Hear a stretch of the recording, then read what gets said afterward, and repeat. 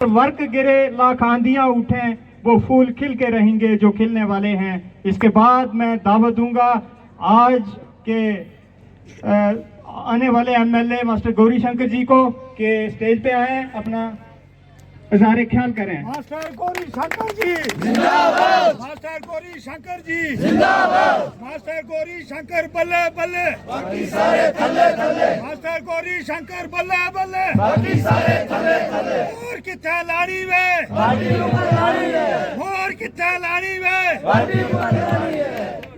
Long की ही नहीं बल्कि पूरी बानी कंस्टिट्यूंसी की शान, जिनकी वजह से ये नाम हुआ जनाब एक्स डिप्टी स्पीकर गुलाम हैदर मलिक जी। इसके अलावा रिटायर्ड डीएसपी साहब, एक्स एमएलसी सुभाष गुप्ता जी, अनीता ठाकुर जी जो जनरल सेक्रेटरी हैं वुमेन सेल की, साबका सरपंच लॉन्ग गुल मोहम्मद जी, बाकी ये बिलीराम ठाकुर जी, सभी साथी का मैं नाम लूंगा तो जो सामने बैठे हैं उनके साथ बेइंसाफी हो गई। आप सबको मेरा आदाब, नमस्कार, गुड आफ्टरनून। देखिए, लॉन्ग में ये दूसरी तीसरी मुलाकात है।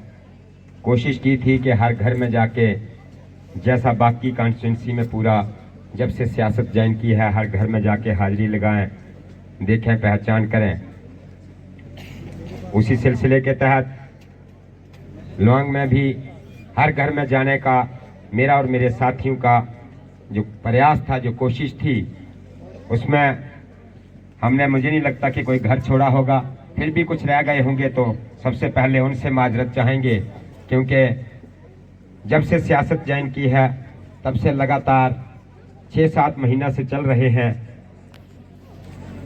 सियासत ज्वाइन कैसे की वो बहुत से लोग जो सामने बैठे हैं वो बड़ी अच्छी तरह से जानते हैं, लेकिन कुछ ऐसे होंगे जो नहीं जानते होंगे। तो मैं अभी बता दूं कि मैं महकमा एजुकेशन में सर्विस करता था, और सर्विस छोड़ने का कारण ये नहीं है कि मैंने ये टारगेट बनाया था कि मैं सियासत में आके इलेक्शन लड़ूंगा। ऐसा बिल्कुल नहीं है। फिर तो मजा है, आनंद है। लोग नौकरियां छोड़ते हैं और कहते हैं कि मैं आप लोगों के लिए नौकरी छोड़ के आ गया, मुझे वोट दीजिए। फिर तो सभी मुलाजमीन को नौकरी छोड़ देनी चाहिए और एमएलए बन जाना चाहिए। लोगों पे इसका कोई एहसान नहीं है। जो भी जॉब छोड़ता है उसके अपने अंदर कुछ बातें होती हैं जिस वजह से वो जॉब छोड़ते हैं, उनकी अपनी मर्जी होती है। जनता को बाद में उसका हिस्सादार बनाया जाता है। मैंने जो जॉब किट की थी, नौकरी छोड़ी थी, उसमें यह मकसद नहीं था कि मैं सियासत में जाके इलेक्शन लड़ूं या एमएलए बनूं।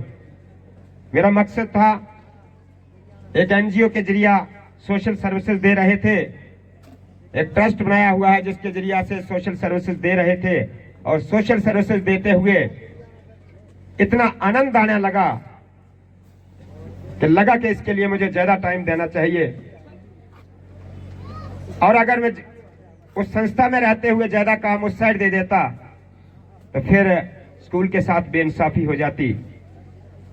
दूसरा, मुझे एक आदत थी, बहुत सी चीजें जो अच्छी नहीं लगती थी उनको अपने अंदर दबा के रखना पड़ता था। नौकरी के कारण जो लगाम लगी होती थी, हर प्लेटफॉर्म पे मैं बोल नहीं सकता था। इसलिए ये फैसला किया इस जॉब को किट किया जाए, क्योंकि घर में कोई ऐसी दिक्कत नहीं थी कि मेरी नौकरी छोड़ने की वजह से मेरे परिवार या मेरे बच्चे को किसी किस्म की प्रॉब्लम होगी। इसलिए मैंने नौकरी छोड़ दी। उनका गुजारा काफी था, वो अपने लिए कर लेते हैं। नौकरी छोड़ी और सोशल सर्विसेज में ज्यादा टाइम देने का फैसला लिया। सोशल सर्विसेज आप अच्छी तरह से जानते हैं कि 2008 से एक ट्रस्ट बनाया हुआ है, और उस ट्रस्ट के लिए भी बहुत से लोग ऐसे हैं जो गलत प्रचार करते हैं, इसलिए उसका भी जिक्र करना यहां मुनासिब समझूंगा। 2008 में एक ट्रस्ट बनाया, कमेटी बनाई, मां चंडी वेलफेयर ट्रस्ट। मां चंडी वेलफेयर ट्रस्ट में यात्रियों को सुविधा देने के लिए बनाया गया था, लेकिन जो ही उस वहां परिवार बढ़ा तो उसके जरिया से, उस ट्रस्ट के माध्यम से सबसे पहले यह फैसला किया गया कि बुजुर्गों के लिए कुछ और किया जाए। तो बुजुर्गों को सर्विसेज देने के लिए सबसे पहला काम शुरू किया कि उनको जरूरत है आंखों का इलाज करवाया जाए, जिनको नजर की दिक्कत है, बीनाई की दिक्कत है। तो सबसे पहले बुजुर्गों को ये दूर दराज के इलाका जात से लेकर के जब डॉक्टर सतीश गुप्ता जी के पास गए तो गुप्ता जी ने जो हमारे साथ हमारे ट्रस्ट के सेवक वहां गए हुए थे उनकी सर्विसेज को देख के कहा कि मुझे मदर टेरेसा की याद आ गई। अपने बुजुर्गों के साथ हाथ लगाने के लिए भी आजकल यूथ जो है वो नाक चढ़ा लेता है, लेकिन जो सर्विसेज जो सेवक यहाँ आके दे रहे हैं और जिस खुशी के साथ जो उनके चेहरे पे खुशी है, मुझे भी इस ट्रस्ट का पार्ट बना लो, वो भी उसका हिस्सेदार बन गए। आज तक उसमें 2000 से ज्यादा लोगों की फ्री सर्जरीज की जा चुकी हैं। 10,000 से ज्यादा पेशेंट जो है वो हॉस्पिटल से वापस घर पहुंचाए जा चुके हैं, उनको ट्रीटमेंट इलाज दे करके। इसके अलावा एक और फैसला किया गया, कुछ बेटियों का केस जेरे गौर आया जिसमें यह पाया गया कि कुछ बेटियां ऐसी हैं जिनके माँ बाप हैं ही नहीं, कोई भाई नहीं है, कोई कमाने वाला नहीं है। तो उसके बाद ये फैसला किया गया कि अगर एक बेटा हो तो कहीं मेहनत मजदूरी करके अपनी शादी का खर्चा पूरा कर सकता है, लेकिन अगर एक बेटी ऐसी है जिसके घर में कमाने वाला नहीं है तो वो मेहनत मजदूरी दिहाड़ी पर लग के अपनी शादी का खर्चा नहीं कर सकती है। इसलिए ये फैसला किया गया कि ऐसी बेटियां जिनके घर में माँ बाप बिल्कुल गरीब हैं या हैं ही नहीं, उनकी शादियां भी ट्रस्ट के द्वारा की जाने लगी। ये काम भी चल रहा था। इसके अलावा बेटियां कुछ पढ़ रही हैं, उनको भी एडमिशन दे रखी है, वो भी चल रहा था।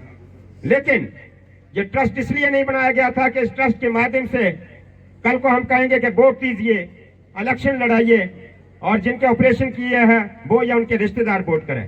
मैंने जिस दिन सियासत ज्वाइन की थी सबसे पहला काम मैंने यही किया था कि कोई भी ट्रस्ट का सेवक इंडिपेंडेंट है, जिसकी भी से सपोर्ट करनी है वो करे, कोई दिक्कत नहीं है, कोई बंधन नहीं है किसी के लिए। इसके अलावा मैं हर जगह इस बात का जिक्र करता हूं कि अगर किसी के घर में किसी माता या बुजुर्ग का किसी का ऑपरेशन हुआ है, सर्जरी हुई है, तो उसको अगर कोई कहे कि मास्टर जी को वोट कीजिए, कोई जरूरत नहीं है।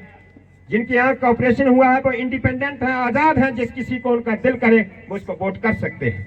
मैं हर जगह ये कहता हूं क्योंकि जिस वक्त किसी की आंख की पट्टी खुलती है, ऑपरेशन किया होता है, वो किसी भी धर्म किसी भी जाति को मानने वाला हो, उसके मुंह से अपने आप निकलता है भगवान, रब, बाय गुरु कुछ भी कहता है वो उसको कहता है इनका भला हो, और वो भला जो है वो पीढ़ी दर पीढ़ी चलता है, नस्ल दर नस्ल चलता है, वो किसी एक के लिए नहीं होता। सेवा करना कहना और करने में बहुत अंतर है, और सेवा में जो आनंद है वो बाकी किसी चीज में नहीं है। मुझे कोई डर नहीं है, मुझे कोई परवाह नहीं है कि मेरी हार होती है या जीत होती है, मुझे वोट कितने मिलते हैं। मैं सेवा के नाते आया हूं, सेवक बन के आया हूं। ज्यादा ताकत देंगे तो ज्यादा काम करूंगा, और कम ताकत देंगे तो मेरी जितना समर्थ है, जितनी मेरी ताकत मेरे अंदर है, मैं अपना एक एक पल जो है उसके लिए, जनता के लिए समर्पित कर दिया है जिस दिन इस सर्विस में आया। लेकिन सियासत में खेल खेले जाते हैं, गेम खेलते हैं लोग, झूठ बोलते हैं। एक साइड आज कोई मेरा समर्थन करेगा, कल किसी और का समर्थन करेगा। मैं उस पक्ष में नहीं हूं। मैंने बोला है कि जिसका मन जो करता है, जिसको सपोर्ट करना है करिए। मैं सिर्फ उस ऊपर वाले पे भरोसा करता हूं, उस पर यकीन करता हूं सबसे पहले। बाकी जो है देखिए, बहुत प्यार जनता का मिला है। 7-8 महीने से लगातार 14 किलो वजन कम किया है।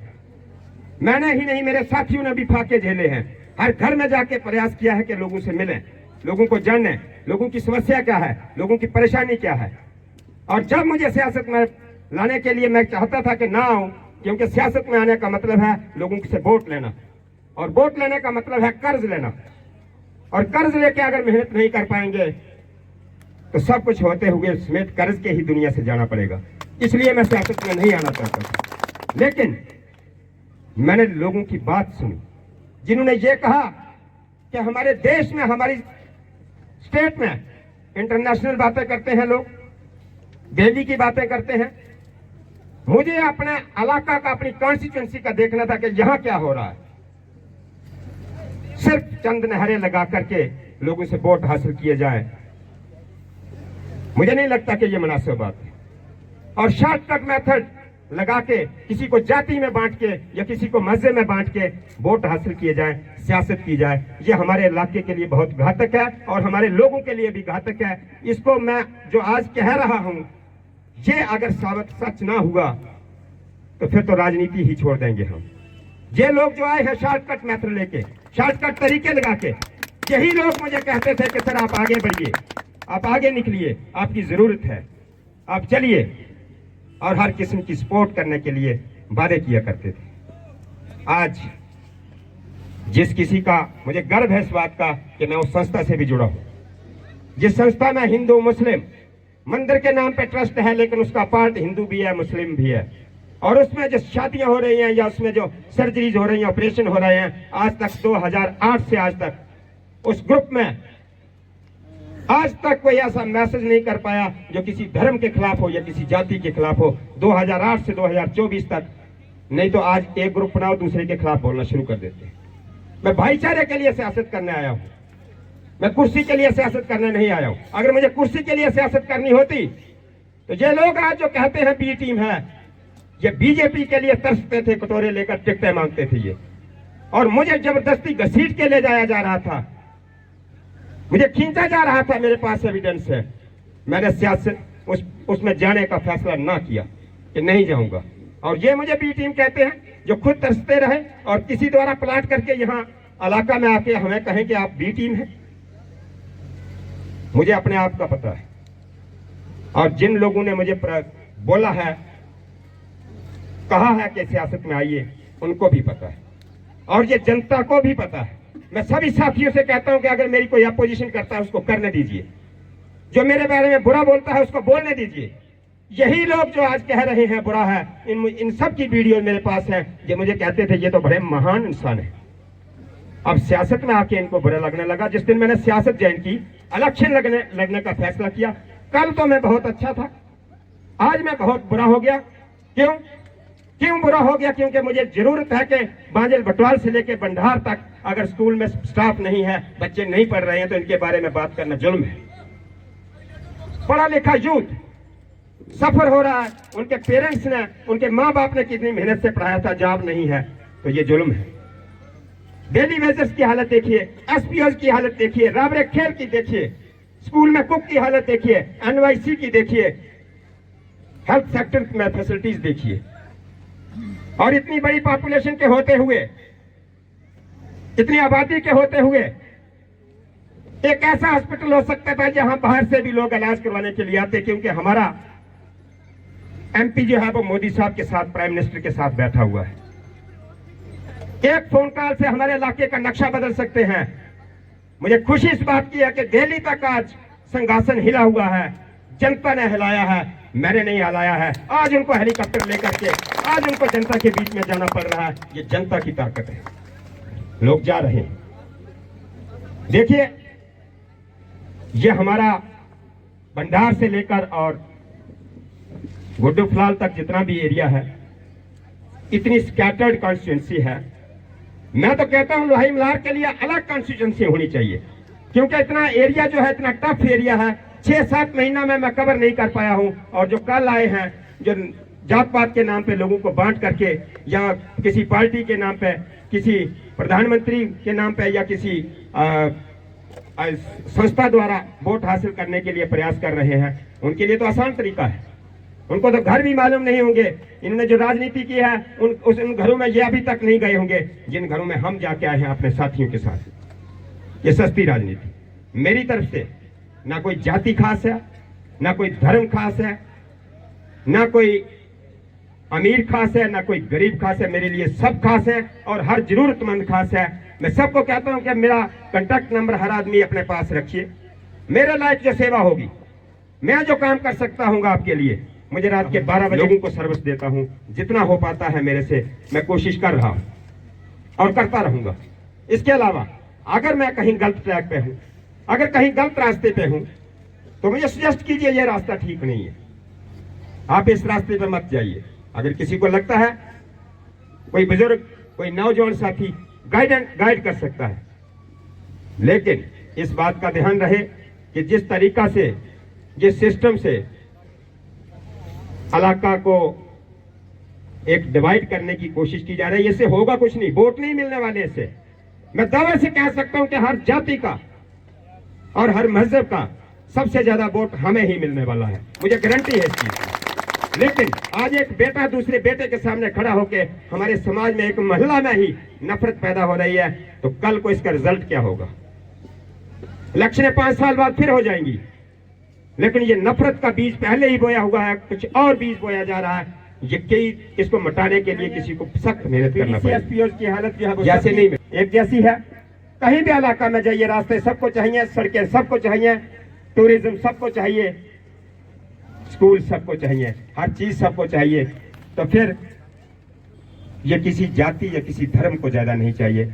मुझे लगता है कि आप लोगों का प्यार, आपकी बुजुर्गों की दुआएं बनी रहें मेरे साथ, और जो नौजवान साथी हैं इनका प्यार सबका बना रहे। बाकी सबको कल जैसा कि गुलाम नबी आजाद साहब, मैं तो बाद में जुड़ा हूं आजाद साहब के साथ, और जब आजाद साहब के साथ मैं पहली बार बात करने गया था, 1.5-2 घंटा वहां बैठ के आया था, और आजाद साहब ने जब जिक्र किया था लुआंग का कि लुआंग मेरा ननाल है, मुझे उन्होंने सियासत में लाने के लिए जितना मोटिवेट करना था कोशिश की, लेकिन मैंने मना कर दिया। मैं 1.5-2 घंटा उनसे 1 to 1 टा करके, जब मुझे ले गए वहां के बात करनी है, मैं ना करके आ गया था, मना करके आ गया था। लेकिन मुझे वो पल याद है, उन्होंने बड़ी कॉन्स्टिट्यूंसी का जिक्र किया और फिर लुआंग का जिक्र किया कि लुआंग मेरा ननहाल है, पूरी डिटेल सुनाई उन्होंने मुझे, और जो हमदर्दी मैंने उनके दिल में देखी, मुझे नहीं लगता कि मेरे या किसी और के दिल में इतनी हो सकती है लुआंग के लिए जितनी आजाद साहब के पास मैंने देखी थी पहली मुलाकात में।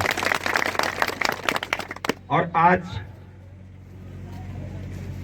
उनकी हेल्थ का कुछ इशू, जैसे थोड़े दिन सेहत खराब रही, और हमें क्या लगता है कि जब उनकी सेहत खराब है तो हम उनको दौड़ाएं, हमें दौड़ाना चाहिए।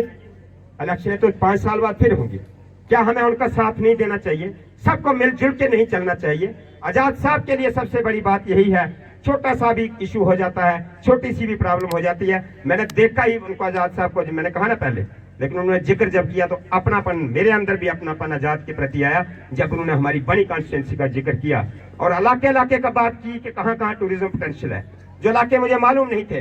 रौलका के ऊपर उन्होंने जगह बताई जो मुझे देखा ही नहीं था, मैंने बाद में रौलका में जाके पूछा, उन्होंने कहा हाँ है। उन्होंने एक एक जगह का नाम बताया कि कहाँ टूरिज्म का पोटेंशियल है, कहाँ टूरिस्ट हो सकते हैं और इलाके की प्रोग्रेस के लिए क्या हो सकता है, सारी चीजें उन्होंने बताई। बट मैं मना करके आ गया कि मैं नहीं सियासत ज्वाइन करूंगा। बाद में मलिक साहब का आशीर्वाद, बाकी सब लोगों का, बुजुर्गों का, बहुत से लोगों ने ये कहा कि आपकी जरूरत है, आप आइए ना, तो मैंने इसमें एंट्री की है। बाकी आप सबका प्यार बना रहे और प्यार मेरे साथ है। एक बार फिर बहुत बहुत शुक्रिया जो वक्त आपने दिया।